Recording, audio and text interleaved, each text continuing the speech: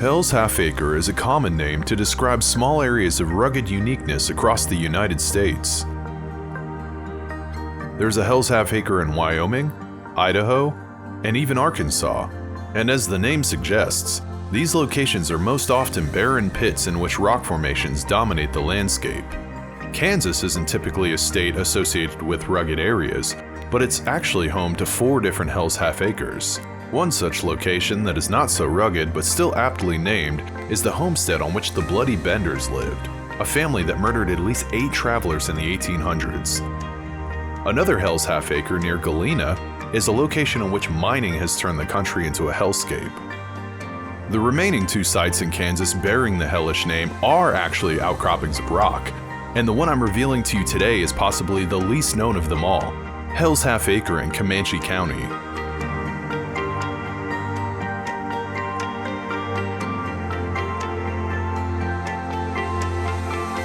Comanche County is a remote area found along Kansas's Oklahoma border and is made up of several physiographic regions including the Red Hills, High Plains, and a lesser-known region described by the Kansas Geological Survey as the Kansas Black Hills. These Black Hills, featuring outcroppings of black Kiowa shale and yellowish-white Cheyenne sandstone, harbors the secret location of Hell's Halfacre. Located on a private ranch west of Sun City, Hell's Halfacre is only known to locals that grew up in the area. After extensive research, I was able to locate the formation and track down the landowner, who gave me special access to document the site.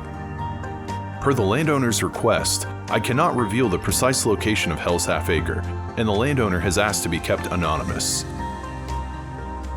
According to the University of Kansas Geological Survey, Professor F.W. Cragen first described Hell's Halfacre in a publication in 1885 as an excellent exposure of Cheyenne sandstones showing irregularities of outcrop due to differences in the erosion of sandstones. This formation is composed mainly of a rather coarse-grained, friable sandstone, yellowish-gray to whitish color, but frequently spotted and striped, with bright colors such as purple, crimson, and brown. Professor Cragen actually named some of the more conspicuous hoodoos at Hell's Halfacre, including Chimney Rock and the 7 Cheyenne Brothers, a series of 7 hoodoos all in a row. Locals also named a rock formation very near to Hell's Halfacre as Cowboy Rock, which was probably used as a landmark for the Comanche cattle pool. Hell's Halfacre sits below a steep hill known as Black Hill, named for its exposure of black Kiowa shale. Both the Kiowa shales and the Cheyenne sandstones were deposited during the Cretaceous period and are known together as the Comanche series.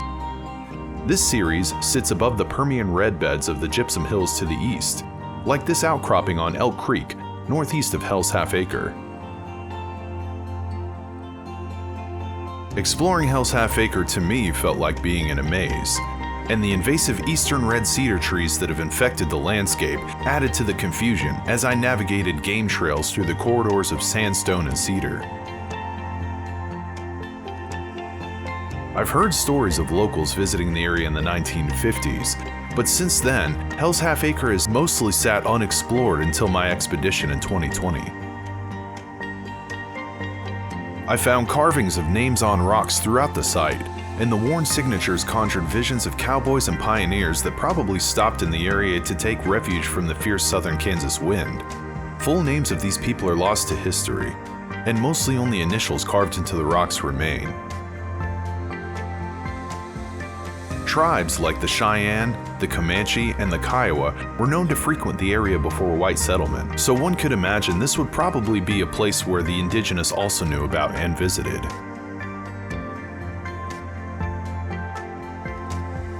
If you'd like to know more about the indigenous culture in the vicinity of Hell's Halfacre, or more about the Permian redbeds to the east, please watch my film Medicine Hills, which I've included a link to in the description.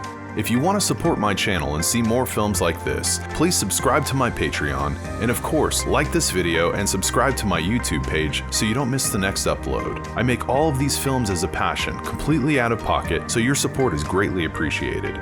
Thank you for watching, and I look forward to discussing this with you in the comments below. See you in the next video.